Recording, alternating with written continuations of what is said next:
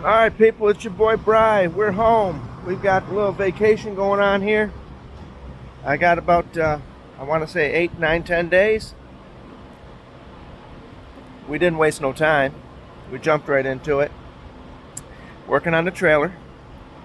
And let me show you what we got.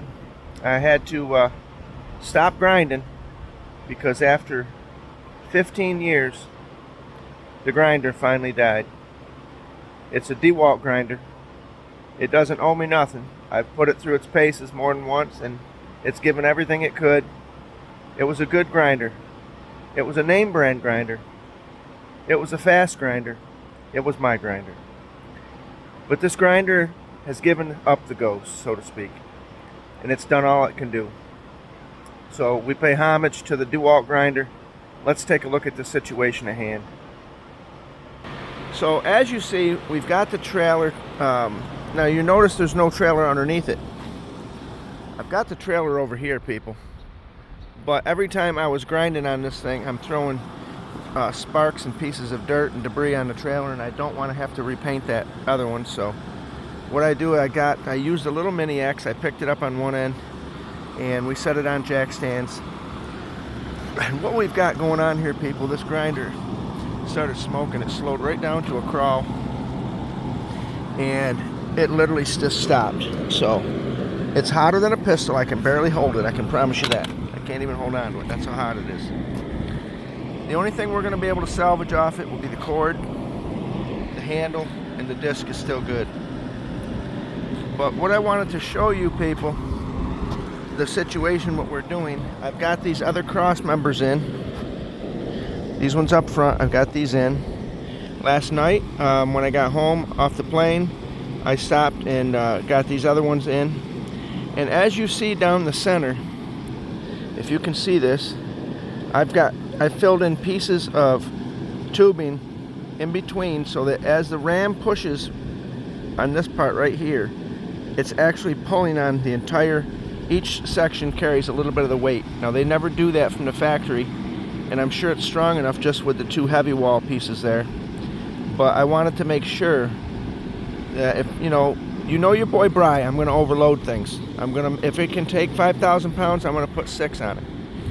So I want to make it strong enough so that when I'm working this thing, I'm not having an issue.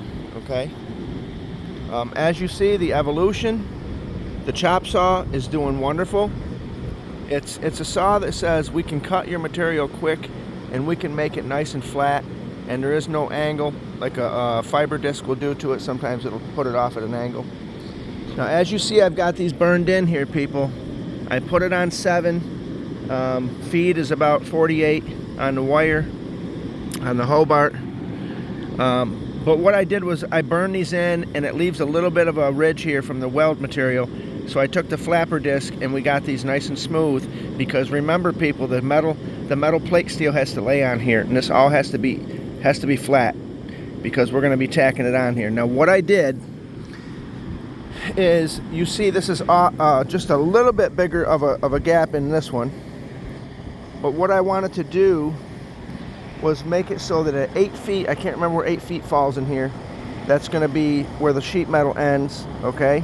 And then we're going to put a 2-foot piece here, so that'll fill in 6. And then we're going to fill in the back piece, and then we're going to build the sides. Now, hopefully tomorrow, if the weather holds up, today was supposed to be a rain day. It said possible thunderstorms and all that, which we didn't get any. Last night before I did that, I turned around, and as you can see, I mowed my yard front and back, because if it rains, I didn't want to have long grass. So as you see, the material on the bottom is coming together beautifully. I was in the process. Well, let me show you. As you can see, there's a little bit of a height here. I want to make sure that's cool. You can see there's a little bit of a height there from burning it in. You can see it's liquefied real nice. It's not just material built up on there. You got to have the right heat adjusted so that you're actually mending the pieces of steel together as one piece. But there's probably 1/8 of an inch, maybe 3/16 possibly. So that's where I was working at with the grinder when she died. The time of death is approximately whatever time it is now, about 15 minutes prior. But the DeWalt grinder doesn't owe me nothing. I've got the jack stands. I got the new jack stands that I bought here last year from Harbor Freight. They're a wonderful 22-ton setup. You don't really need it for this, but the next step, I think what I'm going to do is I'm going to go ahead and get the sides built on here. And now you say, well, how are you going to put that back on there? How are you going to lift that and put that back on there? Well, that's where the Mini X comes in. I can pick one end up and get some bracing under it. Come back over here, pick it up, put some bracing under it. That's a very handy tool. And we're going to go ahead at that point and set it back on there. But what I want to do is get all the welding done. I'm going to lay a drop cloth underneath, and they're going to get all the primer done, the etch primer, the what else do I like to put on there, the epoxy primer. And then we're going to go ahead and get the sheet metal put on it, and then we're going to prime that, use seam sealer all around the edges, and then we're going to go ahead and paint everything with a black urethane single stage. But the deal is, people, you got to realize that when they build these trailers and they build these pieces of anything they're building, they're putting in a mass build, they're not really putting a lot of quality into the paint, okay? They're not taking the paint and saying, hey, let's make sure this doesn't bubble in a year. They're just coating it, baby, putting it in the line and getting on down the highway. So there is a process to do it correctly. I understand that some of these companies just wouldn't make really any, their profit would suffer if they did it really right. And let's be honest, most of the states, they don't have salt. Most of the states, you probably could get away with it much longer. But up here in the Rust Belt, you must put the right kind of primers on things in order for that, your paint to have a good adhesion. And you must also, when this is all done, I will put fluid film on every one of these pieces of steel underneath. I won't do it on the outside, obviously, for obvious reasons. I don't want it to be oily. But underneath, I'm going to drill the channels and spray inside of them. I'm going to do everything I can do to ensure that this will last a long, long time. Now, this is a 2005 Camline, and I hopefully, you know, we're talking, it's 20 years old, people. 20 years old, but the frame is solid. That's the one thing I was happy about, the frame and the hydraulic ram on the ground that's been painted and gone through. Let me show you something else. This is the actual pump that came with it. This is the pump that came with it. It actually works, okay?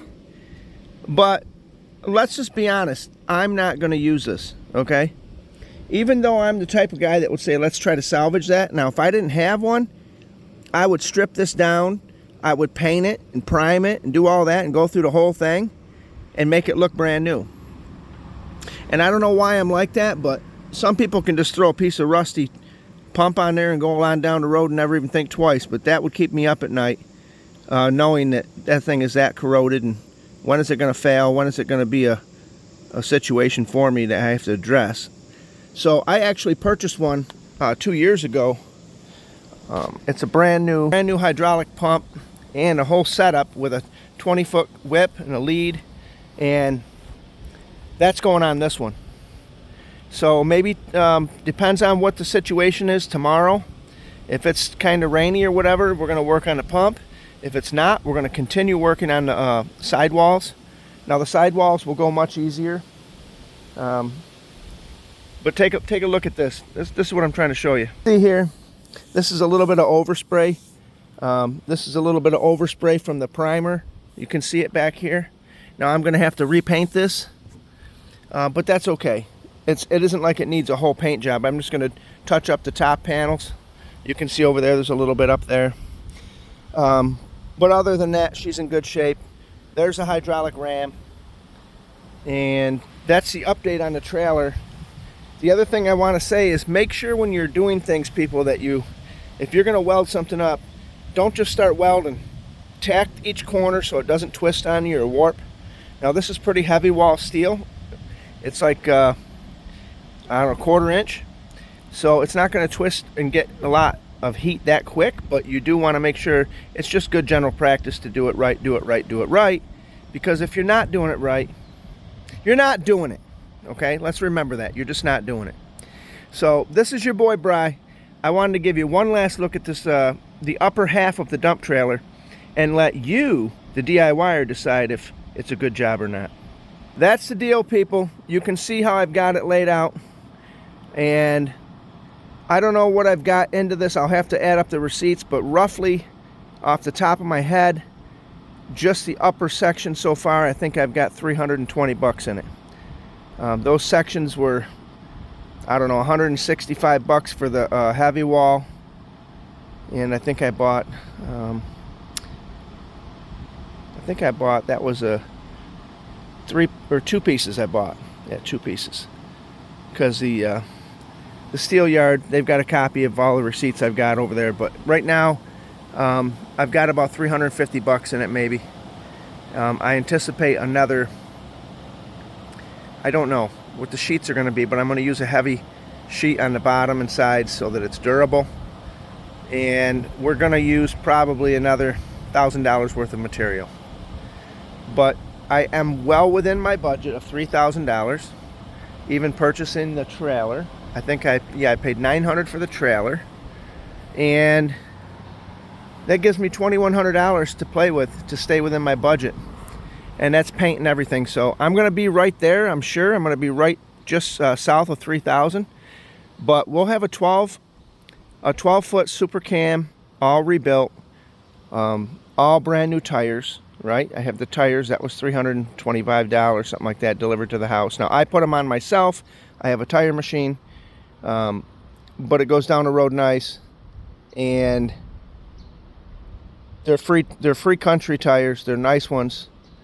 They're a D10T or D107, and they're a good tread. They're a nice tread. They're a tread that says we're going to get rid of the water when you're going down the road and keep you on the road. And the only thing that really hasn't been done yet is the brakes. I've got to pull them apart and either look at them, adjust them, or whatever. If they need new ones, we'll put them on there. But that will be the only thing that puts me over the top of my budget if I've got to deal with the brakes. But rest assured, everything else will be done 100%, and it will look nice when it's done. Now here's the thing, the Super Cam trailers, a lot of them are only 18 inches tall on the walls. I'm going 2 feet on mine, and then I'm going to do like my little trailer. I'm going to do where you can put the pockets in them for the wood going on the top. You know, and a lot of people say to me, I've heard people comment, well, why don't you just build the wall as high as you want it rather than put wood on it? Well, them type of people that say that have never really loaded a trailer. The whole point for the wood, people, I mean, let's think this through. Do you want to take the bucket of your excavator or your bobcat and rake it across the metal, or would you rather flake the wood and possibly have to replace the boards here, there, and again, rather than bend the metal up on your trailer? I mean, does that make sense to you, the DIYer, or would you like to just build them even taller and say that's the situation, we just have to constantly run the bucket across there if you misjudge it or whatever? I don't know. I'm going to put wood on the top of mine. We're going to do it right, do it right, do it right, because if you're not doing it right, exactly. All right, people, this is your boy Bry. We're happy, we're healthy, we're strong, we're home, and we're saying, let's get her done, people. Get off the couch and let's get her done. Okay, you got projects to get done. Let's go.